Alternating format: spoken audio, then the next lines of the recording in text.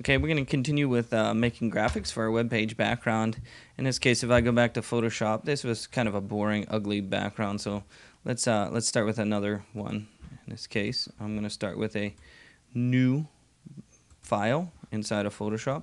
And in this case, using the presets, I'm going to choose the web option, and I'm going to choose the standard 800 by 600 kind of dimension. Now, I'm not going to save a file that's 800 by 600, but I'm just going to start with a window that I can start working from. Next, I'm going to kind of use my Photoshop skills here and think about what would make a nice background. Usually I like to make backgrounds that might have a gradient that's along the edge. If we look at the college website, the West Valley website, you'll see there's a nice blue, dark blue at the top to a light blue kind of white at the bottom, and there's a light blue that goes all the way across. This is the traditional background that was done in MSN. Microsoft used to use a blue background just like this. So if we wanted to make a background like this for a web page inside for our website, we could use, of course, the traditional tools inside of Photoshop to make a gradient. In this case, let me get rid of this for now. The traditional gradient would be this one right here. It's a gradient option, so that's called the gradient tool right here. And if I click on the options for the gradient tool, it would come up with the gradient editor. And before I was doing gray ones, I'm gonna do let's do that light blue background that we saw on the website for the West Valley website. So I'm going to choose white for one color, and these are little boxes that are over here that you can add boxes and subtract them inside of Photoshop to add to your gradient. And then we had a blue, I believe. Well, let's make it a little bit different. Let's use like a little more purple, and then let's use a more purple color.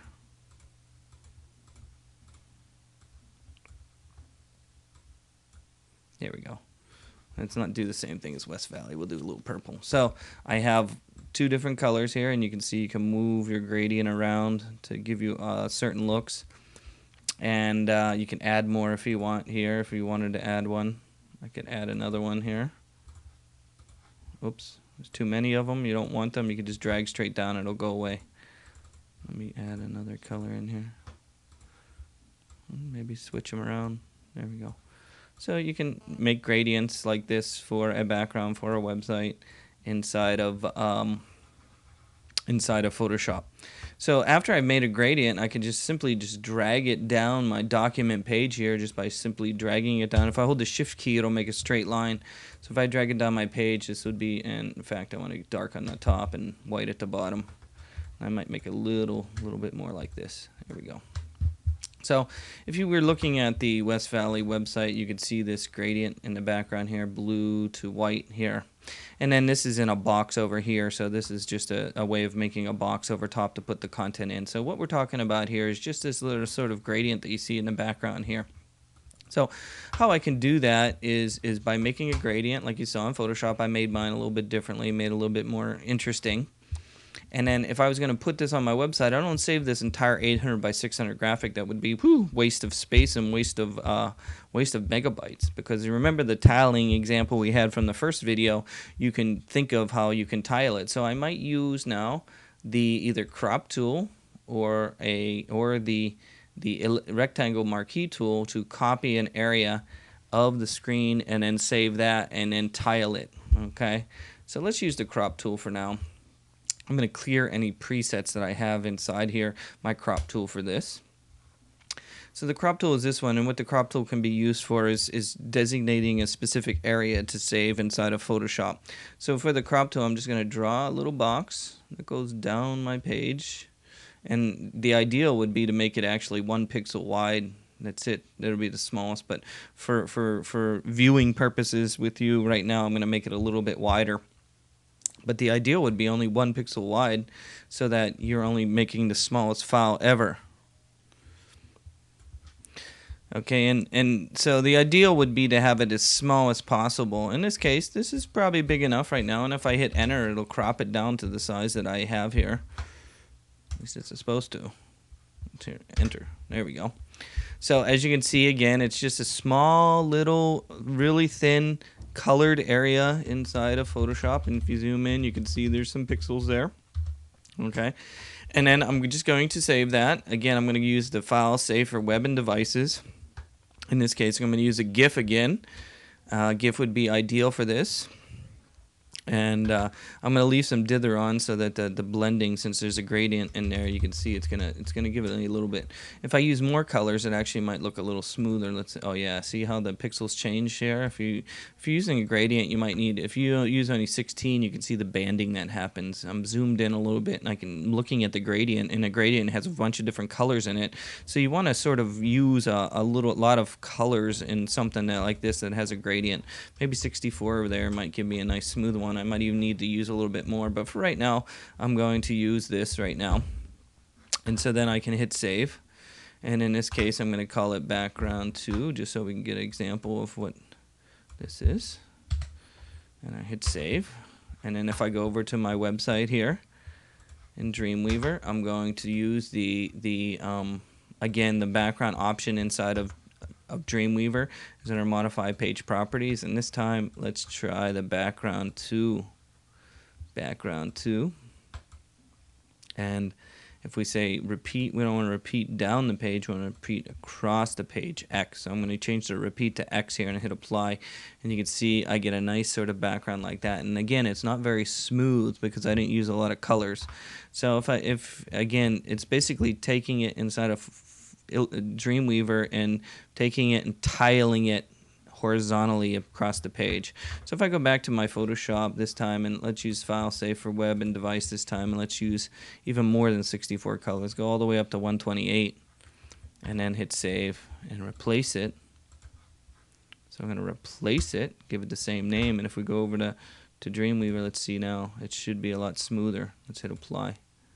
Yeah, it is smoother. So it gives you more colors because you have that. So saving it, testing it. So you want to say, well, that's not even smooth enough. You can go back over to Photoshop, go File, Save for Web and Device. Let's go all the way up to 256 color, which is maximum amount of colors that a GIF can be.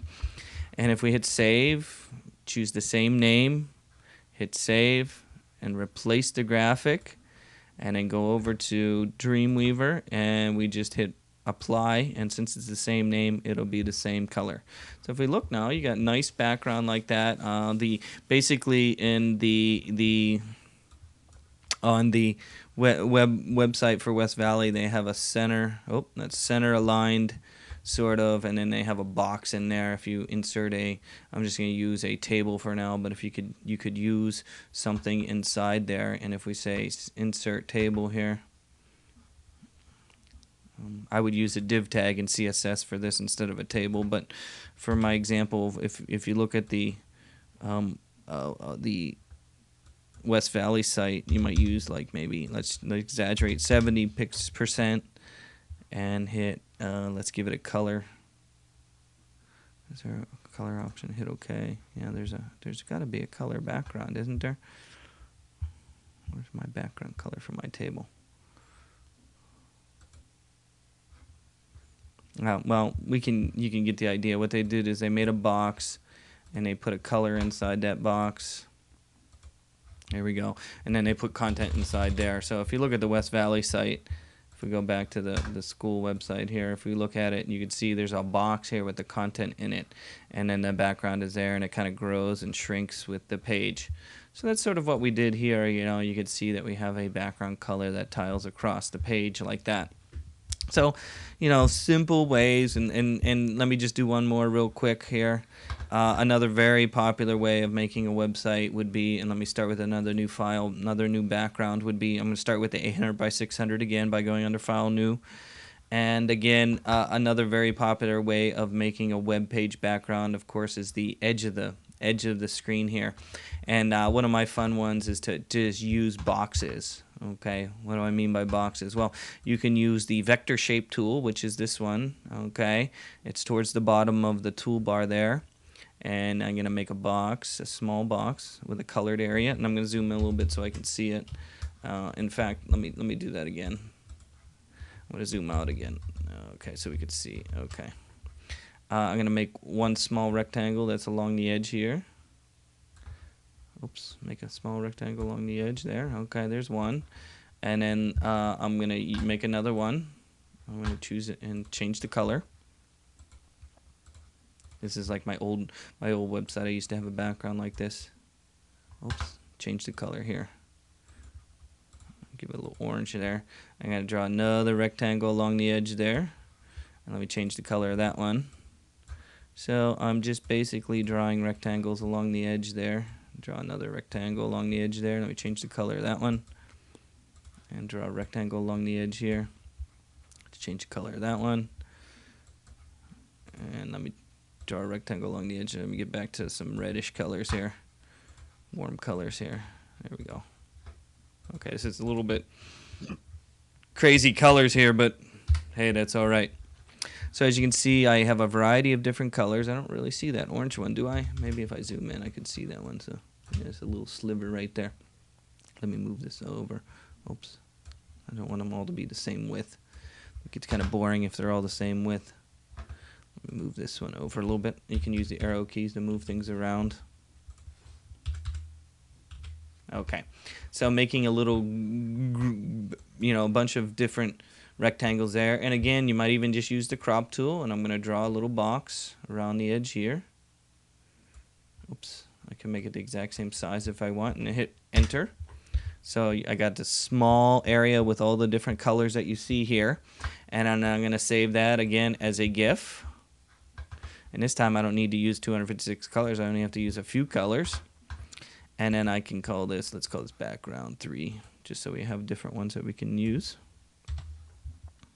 So just using the rectangle tool and making a variety of different rectangles along the edge of my page. If I come back to my Dreamweaver, again, the last background we had tiling horizontally across the page. If I go back to my modify page properties, this time I'm going to choose number 3. And instead of repeating X, if we hit apply, you'll see it now. It just goes across the top of the page, which looks kind of cool if you wanted something like that across the top of your page, just like I have that red line and black line across the top of my page. This is basically how I did it. But for this example, I really wanted it to go down the page, so I'm going to use Y, and I'm going to hit apply. And you get nice colored bars along the edge of your page. So just thinking about how you can use Photoshop tools, maybe using some of the vector tools, doing rectangles like we just did there, and in a variety of different ways will really make some cool backgrounds for websites. So you might want to try that. Next we'll talk about buttons and photos and things like that for your website.